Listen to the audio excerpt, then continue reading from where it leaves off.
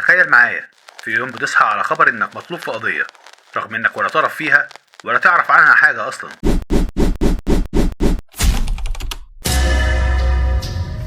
تخيل كمان إنك ممنوع من السفر، حساباتك البنكية متحفظ عليها، أو يمكن كمان محكوم عليك بالسجن، وكل ده لأن اسمك متشابه مع حد تاني متورط في جريمة.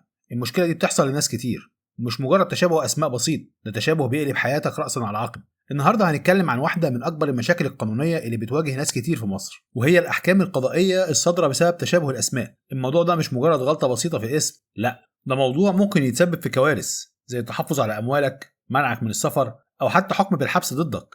طب لو حصلت المشكلة دي، إيه الحل؟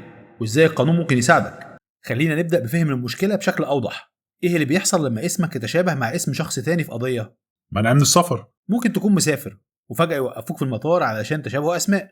التحفظ على الأموال، تحاول تسحب فلوسك، تلاقي إن كل حساباتك البنكية متجمدة. ضرر نفسي واجتماعي، حياتك ممكن تتقلب لأنك بتتحط في القوائم الجنائية بدون وجه حق.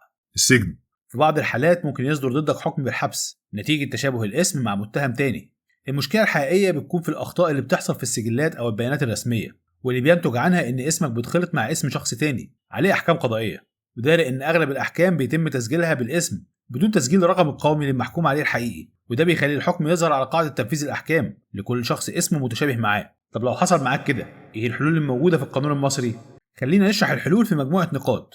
1. التوجه للنيابة العامة أو المحكمة المختصة. أول حاجة لازم تعملها هي إنك تقدم طلب للنيابة العامة أو المحكمة اللي صدر منها الحكم، توضح فيها إن الحكم مش ضدك وإن في تشابه في الأسماء، ولازم تقدم مع الطلب البطاقة الشخصية وشهادة الميلاد عشان يثبتوا إنك مش الشخص المطلوب في القضية. النيابة هتراجع بياناتك، ولو اتأكدوا من الخطأ بيرفعوا اسمك من القوائم. 2.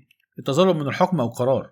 لو صدر ضدك حكم وقدمت طلب للنيابة وما حصلش حاجة في الطلب بتاعك، لازم تقدم تظلم للمحكمة اللي أصدرت الحكم، توضح فيه إنك مش الشخص المتهم. في التظلم بتقدم أوراق رسمية زي صورة الحكم، وبتطلب مراجعة الحكم ورفع الحظر أو القرار اللي ضدك. 3. التوجه لوزارة الداخلية وإدارة تنفيذ الأحكام. ممكن تتوجه كمان لوزارة الداخلية وتقدم طلب رسمي لإدارة تنفيذ الأحكام، ترفق فيه شهادات القضايا اللي فيها تشابه في الاسم، وتطلب منهم رفع الاشتباه أو الالتباس. ده إجراء مهم لضمان إزالة اسمك من القوائم الجنائية وتجنب لتكرار المشكلة في المستقبل. 4. إجراءات مع البنوك في حالة التحفظ على الأموال. لو حصل تحفظ على حساباتك، لازم تقدم طلب للبنك وللنيابة لإزالة التحفظ. لازم تكون مستعد تقدم الأوراق الرسمية اللي بتثبت هويتك وتأكد إنك مش الشخص المطلوب. 5. التوجه لمحكمة مجلس الدولة. لو إدارة تنفيذ الأحكام تعنتت ورفضت تصحيح الخطأ أو إضافة الرقم القومي لشخص المتهم الحقيقي، ممكن ترفع دعوة في مجلس الدولة. الدعوة دي بتطلب فيها إصدار حكم لصالحك بأن الأحكام لا تخصك، وبالطالب بفضل الالتباس نهائيا ورفع اسمك من السجلات. في النهاية، زي ما شفنا، مشكلة تشابه الأسماء مش حاجة بسيطة، وممكن تؤدي لضياع حقوقك وتوريطك في مشاكل مالكش ذنب فيها. الحل هنا مش إنك تستسلم، الحل إنك تتحرك بسرعة وتعرف حقوقك القانونية وتتابع كل إجراء خطوة بخطوة. ما تسيبش حد يظلمك أو يحط اسمك في قضية مش بتاعتك، ولما تحس إن في حاجة غلط تحرك فورا وخد الإجراءات اللي تحميك.